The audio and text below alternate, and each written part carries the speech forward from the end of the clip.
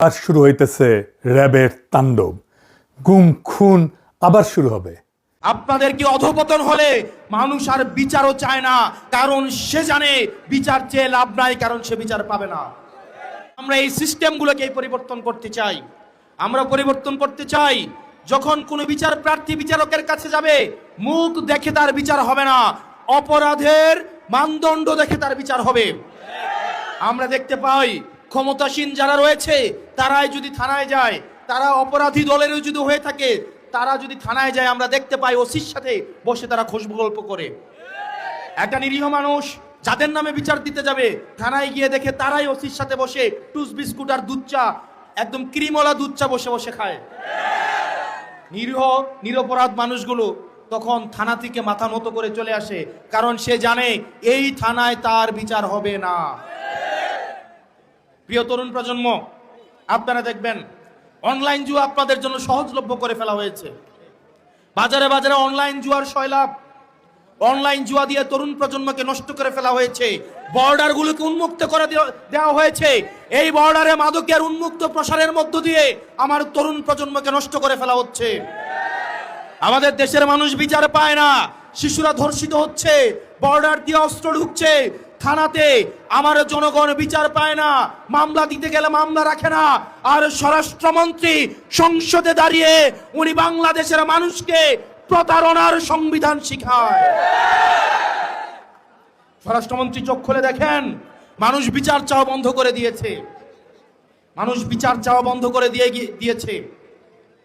আপনাদের কি অধপতন হলে মানুষ আর বিচারও চায় না, কারণ সে জানে বিচার চেয়ে লাভ নাই, কারণ সে বিচার পাবে না। আসসালামু আলাইকুম দর্শক, নতুন একটি নিউজে আপনাকে স্বাগতম। বাংলাদেশের বর্তমান রাজনৈতিক পরিবেশ ও পরিস্থিতি প্রেক্ষাপটে নতুন একটি নিউজ নিয়ে আমি আপনাদের সামনে উপস্থিত হয়েছি, যার শুরু অংশগুলো দেখে আপনি বুঝতে পেরেছেন আজকের ভিডিওটি কতটুকু গুরুত্বপূর্ণ ও তথ্যবহুল আলোচনা হতে চলেছে। আশা করব ভিডিওটি না টেনে শুরু থেকে শেষ পর্যন্ত দেখার, তাহলে অবশ্যই ভিডিওটির মূল রহস্য ও তথ্য জানতে পারবেন। দর্শক চলুন দেরি না করে ভিডিওটি দেখে আসি। তার আগে বলবো, এখনো যারা আমার এই চ্যানেলটি সাবস্ক্রাইব করেননি তারা সাবস্ক্রাইব করে পাশে থাকা বেল আইকনটি বাজিয়ে রাখবেন, আর যারা ইতিমধ্যে সাবস্ক্রাইব করেছেন তাদেরকে অসংখ্য অসংখ্য ধন্যবাদ। দর্শক ভিডিওটিতে একটি লাইক দিয়ে ভিডিওটির ধারাবাহিক বিস্তারিত আলোচনা দেখে আসি। আর শুরু হইতেছে র্যাবের তাণ্ডব। গুম খুন আবার শুরু হবে। প্রথম পদক্ষেপ ছিল গুম আইন বাতিল করা, এখন বিএনপি র্যাবকে শক্তিশালী করতেছে। আমরা তো তখন বুঝি নাই যে কেন গুম আইন বাতিল করলো বিএনপি, এখন পুরা ছবিটা পরিষ্কার হইতেছে। হাসিনার চাইতো ভয়ঙ্কর মানবাধিকার লঙ্ঘন নামে আসতেছে বিএনপির হাত ধইরা। ব্যানে ব্যানে করছি না, এই যে দেখেন র্যাবরে 163টা নতুন গাড়ি কিনে দিতেছে বিএনপি সরকার। জঙ্গল সলিমপুরে নতুন ট্রেনিং সেন্টার হইতেছে। আমেরিকার স্যাংশন খাওয়া এই খুনে বাহিনীকে বিএনপি আবার পাইলা পুষা বড় করতেছে। এমনি না, ওইগুলা করার জন্য কইতেছে নাম পাল্টাবে, নতুন আইন করবে, যেন মানবাধিকার মাইনা চলে এই খুনি বাহিনী। এই র্যাব বিএনপির ইলিয়াস আলীর গুম করেছিল, বিএনপি নিজে র্যাব বিলুপ্তির দাবি করেছিল, আর ক্ষমতা এসে সেই র্যাবের নাম পাল্টাইতেছে। নাম পাল্টাইলে ভালো হয়ে যাবে? শিলং সালাউদ্দিনরা কেন কেউ জিগায় না? র্যাব তো বিএনপি বানাইছিল। র্যাব চলে কোন আইনে জানেন? আসেন সেটা একটু বুঝে দেখি, র্যাব কোন আইনে চলে। র্যাব চলে অস্ত্রধারী পুলিশ ব্যাটালিয়ন সংশোধন আইন 2003-এর অধীনে। এরা 9 জুলাই 2003 সালে পাশ হয়েছে খালেদা জিয়ার আমলে। আর এই আইনটা যেটা সংশোধন করে র্যাব বানানো হয়েছে সেটা 1979 সালের অস্ত্রধারী পুলিশ ব্যাটালিয়ন অধ্যাদেশ, জিয়াউর রহমান সরকারের আমলের সামরিক অধ্যাদেশ। মূল আইনটা 1979 সালের অধ্যাদেশ, জিয়াউর রহমানের সামরিক সরকারের, আর 2003-এর সংশোধনীটা খালেদা জিয়ার সরকারের। অর্থাৎ র্যাবের আইনি কাঠামো যেটা পুরাপুরি বিএনপি পরিবারের নির্মাণ।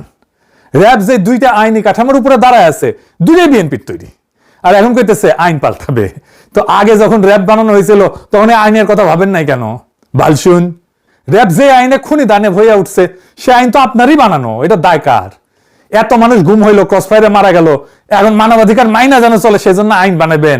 র্যাব তো আইন মাইনেই খুন করছে। যে আইন বানাবেন সেই আইন মাইনে খুন অব্যাহত রাখবে। যে মানুষগুলো মারা গেল, নিখোঁজ হইল, তাদের জীবন কি মূল্যহীন?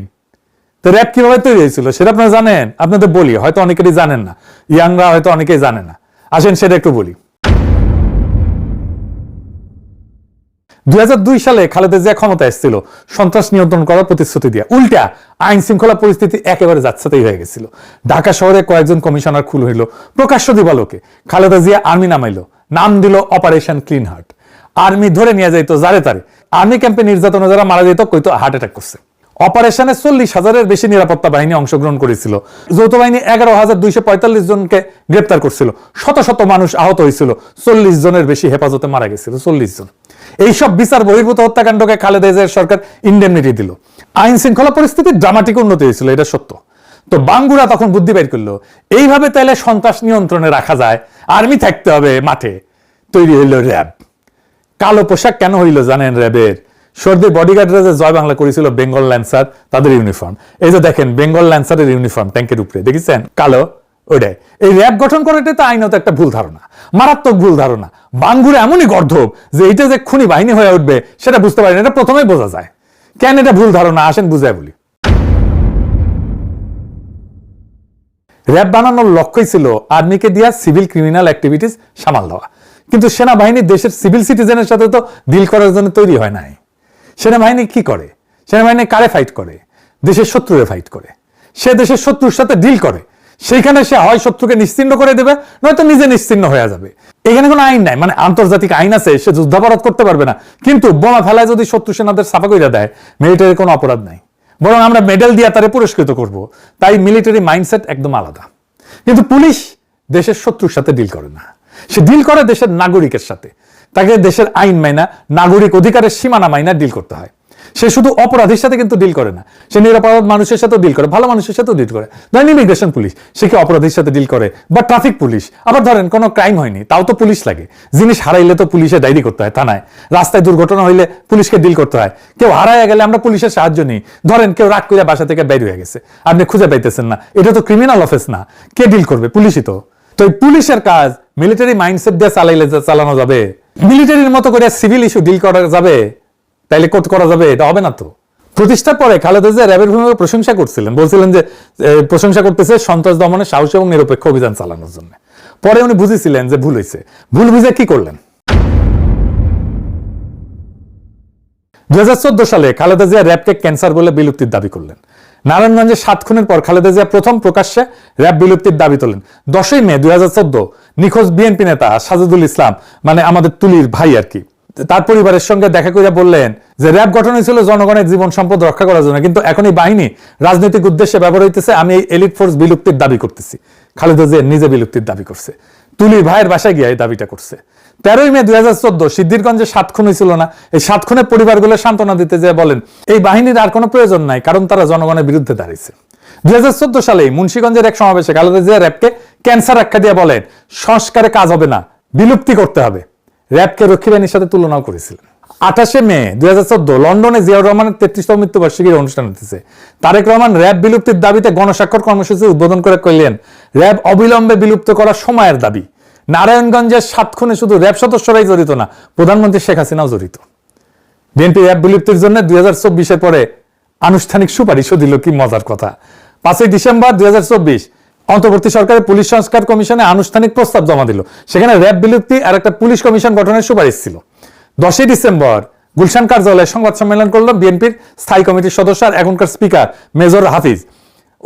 ওইখানে আনুষ্ঠানিকভাবে দাবিটা ঘোষণা করলেন। উনি বললেন মেডিকেল সায়েন্সে এটা বলা আছে যখন গ্যাংগ্রিন পুরোপুরি ছড়ায় যায় তখন কাইটে ফেলা ছাড়া উপায় থাকে না। র্যাব আন্তর্জাতিকভাবে নিন্দিত হইয়া দেশের ভেতরে দানবে পরিণত হয়েছে।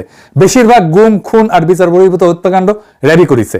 তাই আমরা এর বিলুপ্তির সুপারিশ করতেছি। ভিডিও আছে, দেখেন, এডিটর সাহেব দেখান। যত ধরনের খুন যখন এবং যত এক্সট্রা জুডিশিয়াল কিলিং সবকিছু অধিকাংশই এই র্যাবের মাধ্যমে হয়েছে। সেজন্য আমরা এটিকে বিলুপ্ত করার জন্য সুপারিশ করেছি। দেখেছেন, এইভাবে বলার পরে ইউনূস সরকারের তো উচিত ছিল পরের দিন র্যাব বিলুপ্ত করে অধ্যাদেশ জারি করে নাই। কেমন বেকুব দেখেন, রেখে দিছে। হ্যাঁ, এত বেকুব এই ইউনূস সরকার ছিল। এখন এই 22তম প্রতিষ্ঠাবার্ষিকী হইল এই কয়েকদিন আগে, ওইখানে শিলং সালাউদ্দিন গেছে। ওইখানে বলে যে র্যাবের জবাবদিহিতা, স্বচ্ছতা আর মানবাধিকার সুরক্ষা নিশ্চিত করতে নতুন আইন প্রণয়নের উদ্যোগ নিয়েছে সরকার। সরকার বিবেচনা করতেছে এই বাহিনী বর্তমান নামে চলবে নাকি নতুন এলিট ফোর্স গঠন করা হবে। নতুন নাম হয়েছে, কিন্তু আরো বলছে যে কিছু কর্মকর্তার কর্মকাণ্ডে বাহিনীর ভাবমূর্তি ক্ষুণ্ণ হয়েছে। ফ্যাসিবাদী শাসন আমলে কোনো প্রতিষ্ঠানই অক্ষত থাকে নাই, পুলিশ, সেনাবাহিনী, র্যাব, বিজিবি সবাই। কিন্তু কয়েকজন কর্মকর্তার কাজের জন্য পুরো প্রতিষ্ঠানকে তো দায়ী করা যায় না। না না না, তা তো বটেই। এই যুক্তি তো আওয়ামী লীগও দেয়। যারা গ্যাংগ্রিন বলবে এরা নিজেরা, তার 2 দিন পরে বলবে কয়েকজন কর্মকর্তার কাজের জন্য পুরো প্রতিষ্ঠানকে দায়ী করা যায় না। খালেদা জিয়া বলবেন সংস্কার করে লাভ নাই, বিলুপ্ত করতে হবে, আর এরা বলবে নাম বদলাবে, আইন ঠিক থাকবে, বাহিনী থাকবে। যেই তারেক রহমান লন্ডনের নির্বাচনে থেকে র্যাব বিলুপ্তির জন্য গণস্বাক্ষর কর্মসূচি শুরু করছিলেন, সে বাংলার লুথার কিং যখন হইল তখন র্যাবের গাড়ি কিনে দেয় 163টা, নতুন ট্রেনিং সেন্টারের ব্যবস্থা করে, নাম হবে SIF, স্পেশাল ইন্টারভেনশন ফোর্স। ওরে বাবা, ইংরেজি যেহেতু কইছে ঠিকই কইছে না। আপনারা নিজেরা যা দাবি করেছিলেন অন্য সরকারের কাছে, এখন নিজেরাই করেন সেটা, নিজের দাবি নিজেই মানেন, আমাদের দাবি মানা লাগবে না। আপনারা নিজেরা যে দাবি তুলেছিলেন সেই দাবিটাই পূরণ করেন না কেন? নতুন বোতলে আগের মদ খেতে চাই না তো আমরা। এটার নাম করতে রাজনীতি না, এটার নাম বিশ্বাসঘাতকতা, সরাসরি নিরবিচ্ছিন্ন লজ্জাহীন বিশ্বাসঘাতকতা। এই জন্য আজকের তরুণ সমাজ পলিটিশিয়ানদের পছন্দ করে না। এদের কোনো কথার দাম নাই, এক ফুটা পয়সা দাম নাই। তারেক রহমান নিজের প্রতি কমিটমেন্ট তো রাখেনি, নিজের মায়ের একটা অঙ্গীকারও রাখে না। তারেক রহমান খালেদা জিয়ার জানাজায় গিয়ে সবাই বলছে আমার যদি কোনো পাওনা থাকে সেটা আমি শোধ করব। তাহলে শোধ করেন, খালেদা জিয়া যা যা বলছেন, জাতির কাছে যা যা প্রতিশ্রুতি দিয়েছেন সব রাখেন, পরিশোধ করেন, মায়ের প্রতিশ্রুতি পরিশোধ করেন। রাজনীতিবিদ হিসেবে তো ব্যর্থ হয়েছেন, সন্তান হিসেবে ব্যর্থ হইয়েন না। যে বাহিনী আপনাদের বাইরেই ঘুম করছিল সেই বাহিনীকে আপনারা পাইলা পুষা বড় করতেছেন। এর দাম দিতে হবে, আজ না হোক কাল, কাল না হোক পরশু, দাম দিতেই হবে। ইতিহাস কাউকে মাফ করে না, বিশ্বাসঘাতকতাকে কোনোদিনই করে না। আপনারা যা বলছিলেন সেটা করেন, আর যদি সেটা না করেন তাহলে বাংলাদেশের মানুষ আপনাদেরকে ইতিহাসের সেই আস্তে করে ছুঁড়ে মারবে যেই আস্তে করে হাসিনাকে তারা ছুঁড়ে মারছে। ইনকিলাব জিন্দাবাদ।